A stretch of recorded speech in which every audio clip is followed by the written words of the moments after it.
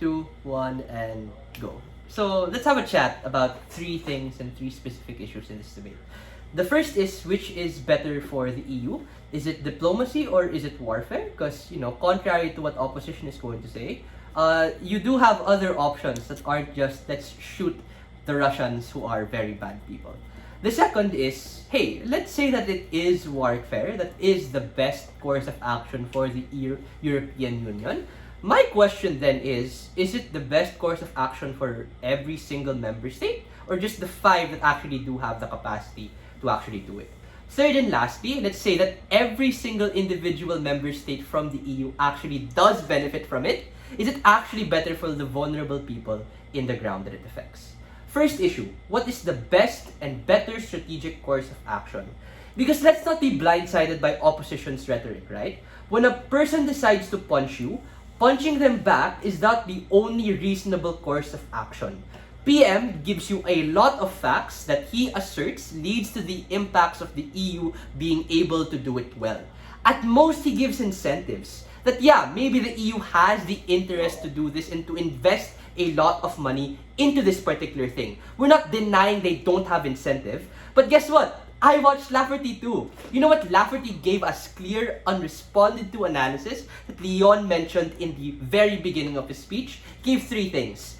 A, the first is that Europe is late, and they are late by quite a long time. Like, yeah, it's great when you say that you have increased military development technology, but that only happens when you spend trillions of euros on something that doesn't exist right now. So to be clear, the development that they say will happen won't happen at the point in which they don't have it right now. They don't have the capacity and the economies of scale to do that. The second thing is that it's just an ass deterrence method, and this is me being charitable to what Dilo said. Because if this is their only reasonable reaction and their last course of action, then like Europe is cooked, right? You think Poland, Baltic states, Romania have the capacity to do this particularly well? No. The reasonable extent of this increased militarization is that they're going to give their military outdated technology and outdated weapons and 1 to 2 latent arms industries that even with like an increased amount of spending cannot make magic out of nothing.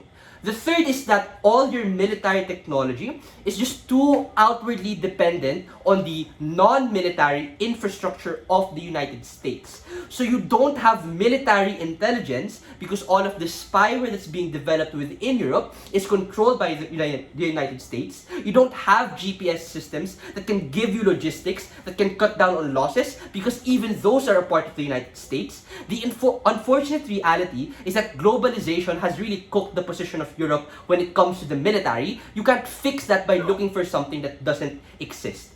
These 3 reasons impact this debate in quite a few ways.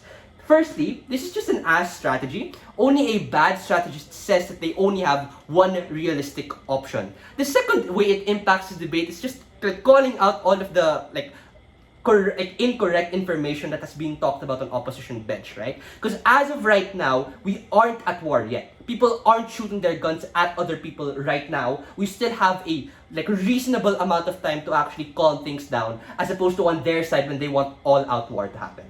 I'll take the POI now.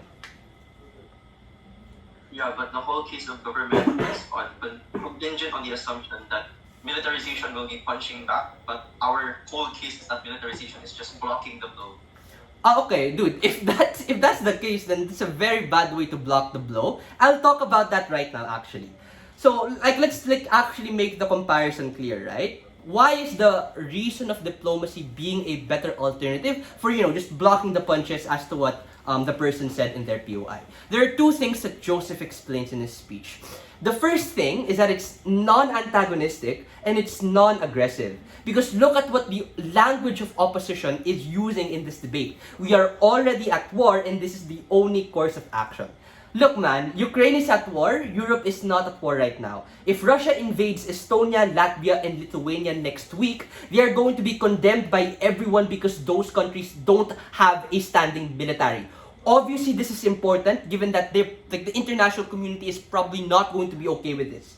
Them militarizing literally gives a convenient excuse for Russia to not be seen as the aggressor, given that there already is a military conflict that's been going on.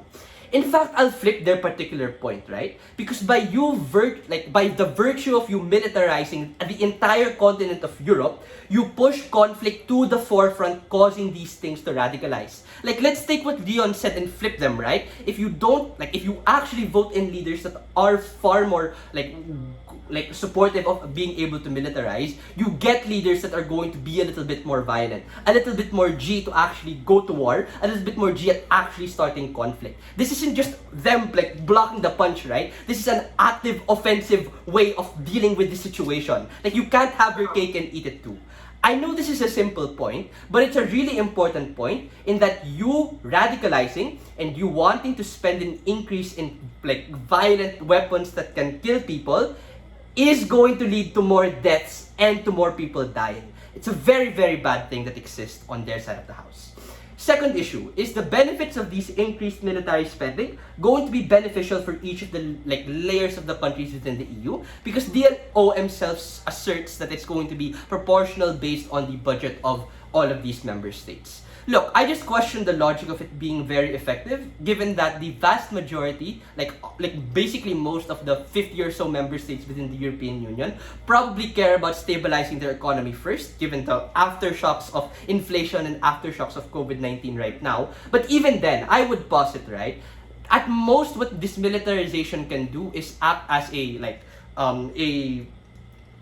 way of optics, basically. A way of optics in saying that, yeah, we do have a standing military that can compete with Russia, even though they probably can't. Why is this particular thing important? It's because you have a trade-off. You have to have that money. This money can't grow on trees, and this money is better utilized towards other things. You can fight it through diplomacy, or at least you can block the punch by condemning and doing all of these diplomatic things that don't require you to give guns to more people. For all of those reasons, very, very proud to propose.